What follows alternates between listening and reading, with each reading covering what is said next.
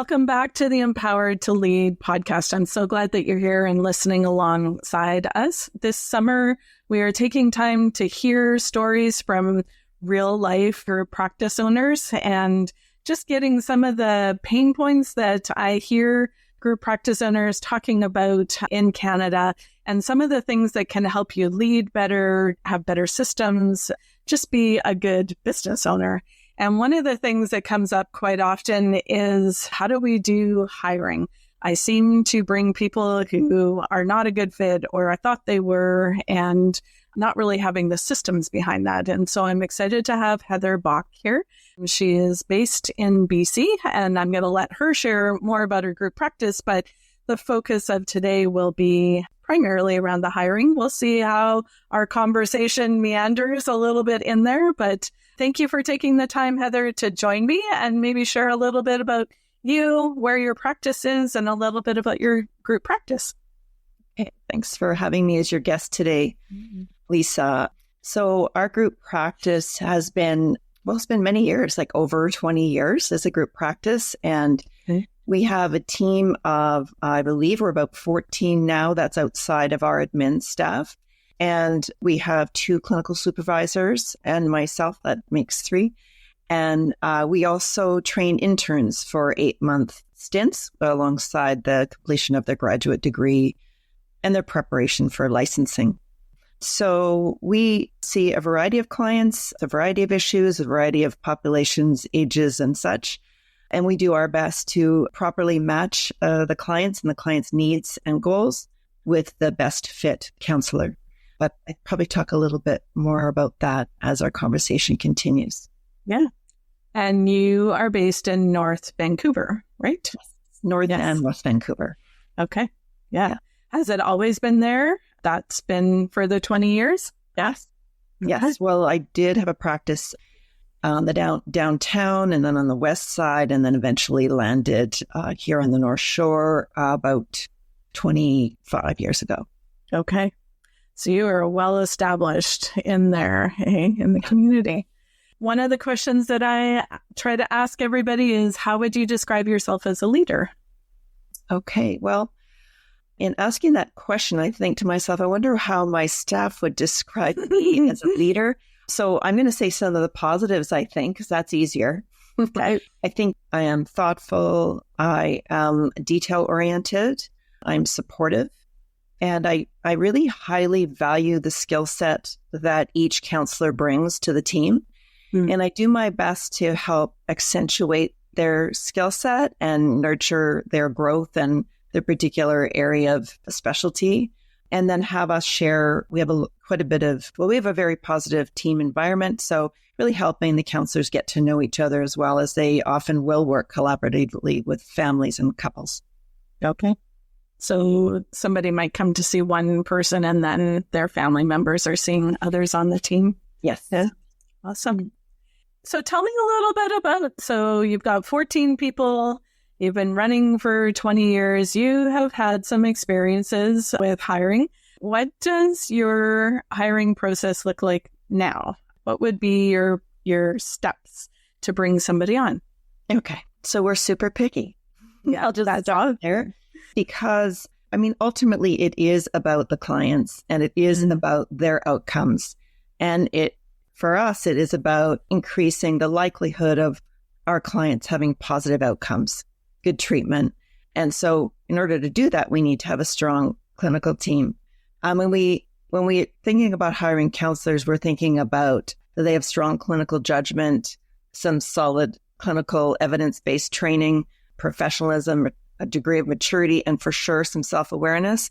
I try to be careful about the questions I ask, but I want to know that the counselors have done their own personal work, because we know as a counselor that if we don't understand and have done, a significant amount of work on our internal landscape, unfortunately, it can come out in the room with the clients. We want to try to avoid that, or at least increase our awareness of it so we can plan accordingly and have it minimally in any negative way impact the clinical work. Where was your question? So we have, with the applicants, we usually get about something like 20 applicants to one hire. It's probably more than that, maybe more like 30 or 40. But there's number of screenings that happen before they have an interview. So they need 3 letters of reference, and we send out a 2-page questionnaire for the referee to fill out. I would say even before you interview. Yeah, before we interview. Okay. Then we have them rate various things and add examples, and including their relationship to the applicant. So we get to know, like, who is the person filling out this form? How do they know? How long have they known this person? And how would they rate them in various areas? Their strengths and even their concerns, if they have any concerns. Yeah. So there's that. And we also send out a case study. It's 2 cases, and they're actually based on some stories of previous clients. And then we try to add in a few things that are a bit maybe could be missed if someone isn't aware of perhaps safety issues and or specifically interpersonal violence. It's one of my, sounds like it's funny, it's one of my sweet spots. I'm very passionate about that. I have started a couple of programs specifically designed for interpersonal violence within families and family violence. And I did quite a bit of public sector work before I went into private practice. And so I do think that's something that is maybe some of the counselors don't have as much information. I want to make sure that they at least flag things in their assessment and then address them in the treatment plan when they're doing the case study. Yes. So those things are done. And then also our admin calls them to have a brief conversation to see how their capacity to have communication and dialogue, professionalism and such. So those 3 things are done. And then the top applicants will come through to my pipeline, and I'll take a look at the references and the case study. And then, so I only get a few of those, and then I pick from those ones. And I really look quite carefully at that case study part. That's really nice to me. And it's a place where people don't necessarily flag it. So that's kind of the pre-interview. And then the interview, we have a questionnaire with rating scales, and it's all automated, the scoring. So I'm clearly a process person. I would like it. So I do good of it. And it's helpful because it helps to mitigate risk or additional work down the road. So there's various questions, including, there's various questions. And then there's a scoring. So there's a score for the reference. There's a score for the interview. There's a score for the case study. And then I've just added more recently a score for their presence, because one example of an interview where they did fabulously on everything, scores were high. And then when I met with them, what I noticed as the interview closed is, this person didn't smile once. I know that might sound strange, but no, that's, we're a population of people that works with a lot of trauma, a lot of difficulty. And really we need, along with a lot of support, some levity in our team, in our clinical team. So that was interesting to me. I thought, you want someone who can bring a little levity, because it's part of what makes our career sustainable. Yeah. And warmth and connection. And yeah. And there's a part of, you might be nervous, but also we're watching your whole mannerisms, which we're trained to do. And then would I want a client sitting across from you too, based on that, hey? Yeah. And how would you be because we have monthly team meetings. How will you be as a contributor when we do breakout rooms and we do case presentations and consultations? So there's the preliminary pre-interview, there's the interview. And then once someone's hired, we do SRS ratings. So when people do the meet and greet and have their first appointment, we want to make sure the client feels that it was a good fit. And if it wasn't a good fit, then we offer the client to rematch with somebody else or meet somebody else. But in the probationary period, if someone's scoring lower, then that's a meeting. And, we try to see the level of insight the counselor has. Maybe they're able to flag something, or, we're looking for people that are really growth oriented, because we're in a growth oriented industry. Yes. So we want our our team to be really growth oriented as well. I am a huge proponent for hire slow and fire fast. And so that whole process sounds very deliberate, intentional. And even the way that you described it is like, I'm thinking about the client, but not just the client. You're also considering the culture of your group practice. How are they going to fit in here? Where are the pieces that you consider, like, how would it feel to lead this person? What pieces in there help you lead? The question is not coming out properly, but do you know what I mean? To suss that out, but that's not the word that I'm looking for. Yeah, I think, is this person receptive? Are they? So one of the questions in the questions is, what questions do you have for me? So, you learn a little bit about how receptive the applicant is. And then another question the first question is, tell me a little bit about the professional background and or personal, anything you want to tell me about what you think is going to help you be a strong or contributes to you being a strong counselor. What are your strengths? So people can over disclose.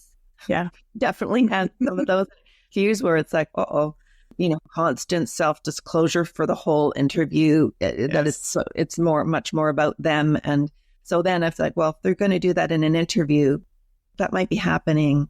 And we have a very conservative policy about self-disclosure in our protocols. So then I know that's not, or maybe it's the other way around. Someone's really not open, I don't want people to, disclose, but as you probably know, after 25 plus years in this profession, you learn how to read people.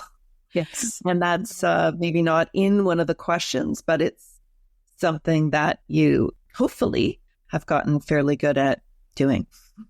Yeah. As a therapist and then as a leader and owner, like a lot of times. And I think that's also part of the hire slow piece is then you've got time to trust your gut too, and to slow down and pay attention to some of those things. Whereas if I've got this much of a runway and I'm going to hire somebody for next month kind of thing, I'm in reactive mode or scarcity or fear or whatever's driving that, as opposed to I'm actually the one in the control of this process.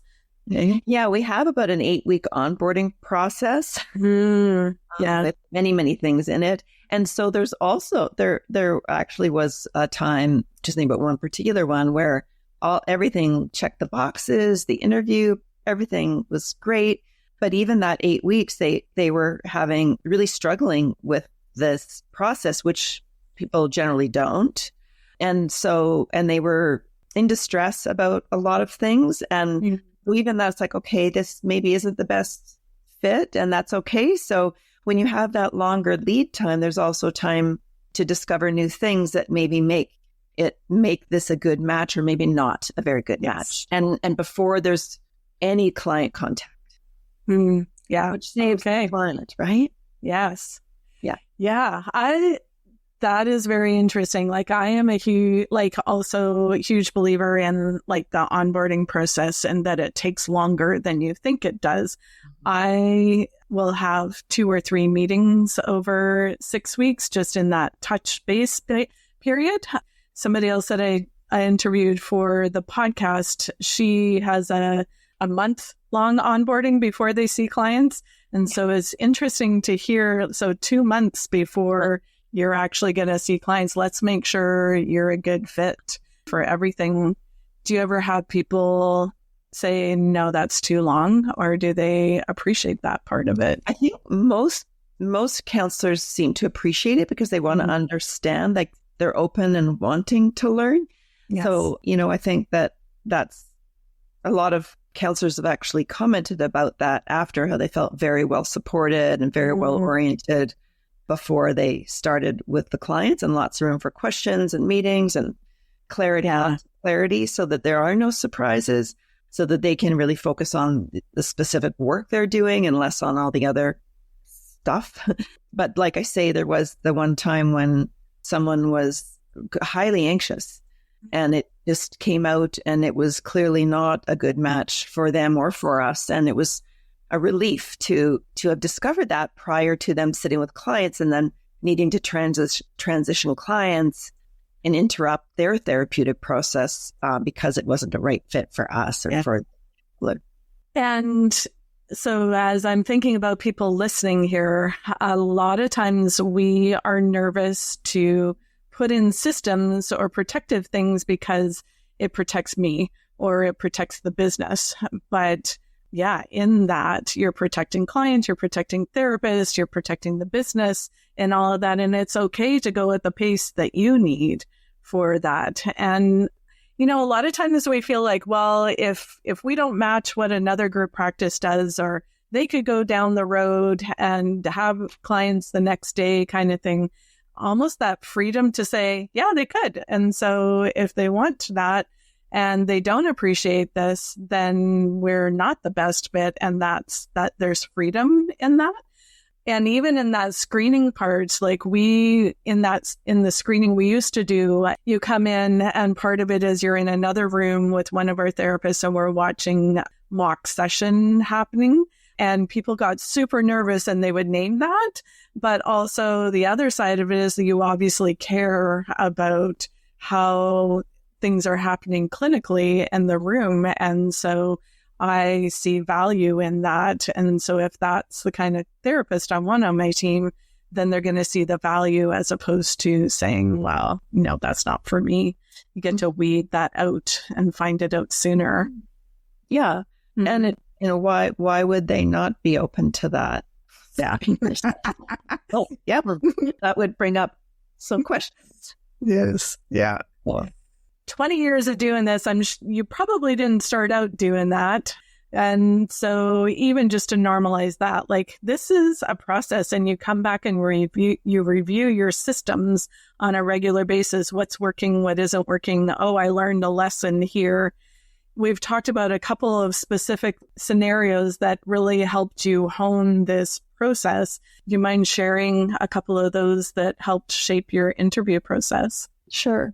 Yeah, I also want to say that when counselors leave us for a variety of reasons, we do an exit interview and we have a form that they fill, a survey. We really, really want to grow. And it's been many, many years, like especially with our interns, because they're leaving on a regular basis as we through their 8-month program. And so I really want to, just express how that we've learned so much through that. So being open to learning, being open to feedback is really what's got us to where we are here. Yeah. And then additionally, I will just say that I think that having experience in a variety of other settings before private practice really helps round you out when you're in private practice, and it helps you flag and perhaps pick up on things that you might not pick up on if you haven't had exposure to other populations or challenges in the public sector, for example. Mm-hmm. Yeah, I can answer your question exactly. Yeah, I know. And I that's actually important to consider too. A lot of times we only think about how am I bringing them on? And I know when I first started, I was scared to tell them how they left because maybe that'll put it in their mind that they should leave. But there's also okay, this is what our process looks like. We want to value you as you come on, as you're here, and as you leave. And so, and also, if we actually want to learn and be the best that we can, teach us and tell us what worked and what didn't work while you were here. That's awesome. Yeah, let's talk a little bit. There's a couple of stories that I think people would relate to of the challenges in the hiring process that really kind of fine-tuned or added a piece to your interview process. Yeah, you can think of a couple of examples. One where we had a staff who seemed to have a blind spot around safety concerns, which was rather shocking because they did really well in the interview and they flagged, they did really well throughout and the preliminary process. They're a mature person in their 50s, long professional career behind them. But there were some safety issues with clients that they didn't adequately flag. Or like, I guess I would say is we have protocols when there's any kind of safety concerns, whether it's interpersonal violence or suicide ideation, those things, like clear assessment strategy, assessment tools and next steps, and pretty clear to support the counselors that maybe have less experience or need more support, and also for those that already know and use these things. So that came to our attention and it was surprising. So we addressed it directly with the counselor that they hadn't reported when they needed to report, even though they're apparently aware of our code of ethics. And then it happened a second time with them. And actually it was an intern, and I did need to, the second time, notify the university, and I'd let them know, I need to talk to your university about this.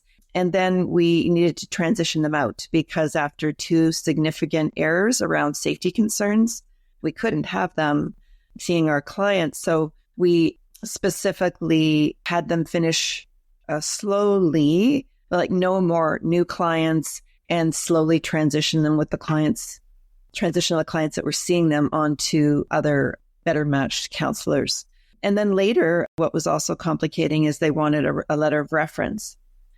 Yeah. So, okay. Yeah. So that's actually something we learned from that is in one of the documents that our interns sign, they sign that these are the conditions to acquire a letter of reference from us. And if these conditions aren't met, the letter of reference will not be coming forward. However, that had never happened for years. So it was quite shocking. And I think the only thing that comes to my mind is that I'm guessing, I don't know for a fact, but I'm guessing it was some kind of a personal blind spot, given all the other factors that seem to be in line with this counselor. And just another reminder of how important it is for us to do our work, to understand our own landscape. And yeah, there's some countries that require that for licensing. We don't. So someone could go to school, read a lot, and be a counselor with, all kinds of trauma and challenges and not have looked at their own potential blind spots. And I think that was this example. Yeah, it surprised me. There's been a couple people, I think mostly in the student side of things. Yeah, I've never been to counseling. How do you know how this goes then? And what's going to come up in the room for you? Hey? Yeah. It is a little bit frightening. I can think of another example where it was a mature person, a woman in, I think her late 40s would be my guess, with a long career as a counselor. And she really 5-starred, I'll just use that as a 5-starred. She really had top references, 3 top references. She did exceptionally well in the case study. And she also did very well, very, very well in the interview. And she had a good presence. And there was 3 people for that position at that time. And I really wanted her for all the reasons I just explained. Yeah. But there was some hesitation I had, and I couldn't place it. Like, why am I having this hesitation? What is this? And it went on for about a week. I was like, oh, I want to send that, I want our admin team to send out the offer, but I kept delaying anyway. Long story short, we did some further research on her, and she had lost her license, I think about 10 years earlier, for sexual abuse allegations in her role as a professional counselor, as a licensed counselor. Yeah. And so I don't want to say that people shouldn't have second chances. That's not really how I operate in my world. However, when I look at, when we're hiring, we're looking at who are we putting clients with? It's always clients first. Who are we putting clients with, and what level of confidence do we have that they are going to be offering high level, best practice, evidence-based, trustable, of course, trustable. So that was a pretty shocking one. Did you have other people in the interview with you, or was it just you with her? It was just me, and then we record our interviews as well. So sometimes if I'm not sure, sometimes I'll rewatch interviews. Yeah. Yeah, because even in that, like if somebody else is in the room, did you feel that too? Or have you got a hesitation? And so, yeah, or were you watching it? one of the things too, like, how do you trust your gut? And one of the ways to help you trust your gut is to go slow. So you even said, like, a week later, you're still sitting with that. It's not like, hey, they sounded awesome. Let's, make that offer right away. You can give yourself time before you pull that plug. Yeah, we usually wait because there's usually few people interviewing. We usually wait at least 2 weeks. Okay. And we've lost people doing that. I'll say that we have, but that's okay. Yeah. That's how I see it. That's okay. That's all right. Yeah. It's better to stick with the what you think, what you believe, and what you've designed to offer ultimately the clients the best you can. And a lot of times when you miss that opportunity, a year or two later, that opportunity comes back too, right? Or somebody similar. And so, yeah, just being okay with this is our process, and it's okay that it takes as long as it does. What's one thing, is probably a few things, but what's one thing you wish you had done differently as you look back, maybe at the very beginning, or maybe there's something that stands out as a group practice owner? One thing. Oh, that's a hard question. Mm-hmm. Well, I'm a pretty driven person, let's say. And so I think that it's interesting. I asked my daughter about this. I think that my commitment to providing quality work, cost me some of my family time. I'm not saying I was working 20-hour days or even 12-hour or even 10-hour days. Not that didn't happen sometimes, but, I think that maybe I would pull back a little bit on my gas pedal, which tends to be like that. But it's interesting. I asked my daughter, I'm like, did you miss me? Did you ever think? She goes, Mom, I was at dance. I was busy. I'm like, oh, okay. That's the right answer. You're busy enough. But my standards are pretty high for myself. Yeah. So maybe I'm thinking that, but I don't know. I haven't heard from my family that they suffered in any way. It was just the decision that I made to really put a lot of energy into my career because of my passion for it. And I think the difference that I understand, and we witness that we can have in people's lives is pretty spectacular. It's such a gift. So maybe I would, maybe I wouldn't. I'm not sure. Not sure. It's worked out well so far. Yeah. Well, thank you so much for taking time out of your day to join us, Heather. You've got a lot of pearls of wisdom. Sure, we could talk for quite a while about a few different things. Well, let's do it again, Lisa. Yes, that would be awesome. Yeah. And listeners, thank you so much for taking time to listen in. If they wanted to learn a bit more about BCG counseling or, just your group and what that looks like, how would they find you? Best thing to do would be to go to our website, www.bachcounseling, spelled the Canadian way.com. Or they could email the office, no problem, info@bachcounseling.com. Yeah. And we'll have it in the show notes too for people. So thank you so much. And I will likely have you come back on. And for everybody listening, I hope you come back next week. We're sharing real stories from group practice owners in some of the things that we all tend to be facing and want to work through. Have a great day. Bye.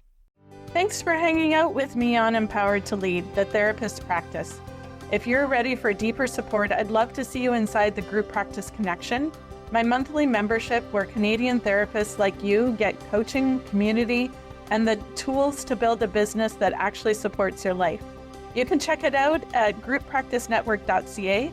We're building something great here, and I'm so glad you're a part of it. This is Michelle Abraham, and we are honored to have Lisa Catallo's Empowered to Lead podcast on our High Vibe Podcast Network. For more shows like hers and to grab your free gift from the gift fold, head on over to highvibepodcastnetwork.com.